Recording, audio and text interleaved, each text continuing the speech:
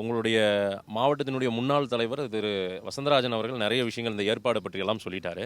ஆனால் உங்களுடைய குடும்பம் இந்த வள்ளி கும்மி பாரம்பரிய நடனம் அதை வந்து பெரிய அளவுக்கு பயிற்றுவித்து, அதே போல் அந்த உங்களுடைய 25 வருடத்திற்கு மேலாக இதில் ரொம்ப தேர்ந்த ஒரு கை தேர்ந்தவர் திரு சந்திரசேகரன் நான் கேள்விப்பட்டேன்.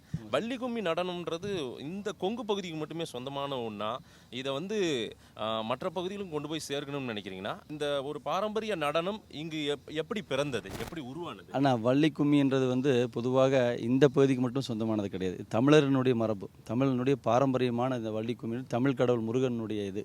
அதை வந்து எல்லா கிராமங்களிலுமே அந்த கலையானது வந்து முதல்ல எல்லாம் அழிஞ்சிட்டு இருந்தது, நிறைய விஷயங்கள் இல்லை. ஏன்னா இப்போ வந்து நாங்கள் ஸ்கூல் படிக்கிற போகும்போது காலத்துலேருந்து எங்கள் அம்மா வந்து வள்ளி கும்மி பாட்டு நிறைய பாடுவாங்க.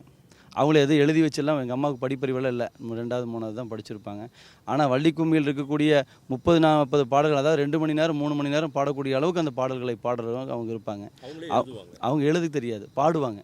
அது அந்த பாடல் எப்படி உருவாகுது, வார்த்தைகள் அதெல்லாம்? அந்த வார்த்தைகள் வள்ளி கும்மியினுடைய வள்ளி திருமணம், அந்த வள்ளி திருமணம் முருகனுடைய வள்ளி திருமணத்தினுடைய வரலாற்றை அப்படியே வந்து பாடலாக நம்ம எப்படி வந்து முருகனுடைய பழனி பாத யாத்திரைக்கு போகும்பொழுது ஒரு வார காலங்கள்லாம் பாத யாத்திரை போவாங்க. அதுக்கு முன்பாக எல்லாருமே என்ன பண்ணால் ஒவ்வொரு கிராமங்கள்லையுமே வந்து அந்த பூநோம்பி அது சார்ந்த தை நோம்பி வரும்பொழுது ஒரு கிராமத்துலேயும் வள்ளி கும்மியானது இருந்துகிட்ருக்கும்.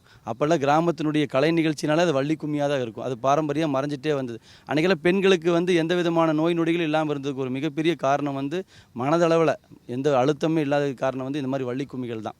கிராமத்தில் இருக்கக்கூடிய அத்தனை பெண்களும் பாடுவாங்க, அம்மாவுடைய வயதுக்கு ஒத்த அத்தனை பெண்களுமே பாடுவாங்க. அந்த வள்ளி கும்மியை வந்து கிராமத்தில் இருக்கக்கூடிய ஆண்கள் ஆடுவாங்க. நான் ஸ்கூல் படிக்கிற காலத்தில் இருந்தேன். இன்றைக்கி என்னுடைய பையன் 6th படிக்கிறான், 10th படிக்கிறான். 2 குழந்தைகளுக்குமே வள்ளி கும்மி நல்லா ஆடுவாங்க. அது சொல்லி கொடுக்குறீங்களா, அவங்களுக்காகவே வந்துருதா? நாங்கள் ஆடும்போது கூடவே இருந்து அவங்க கற்றுக்கிட்ட முறை தாங்க அது.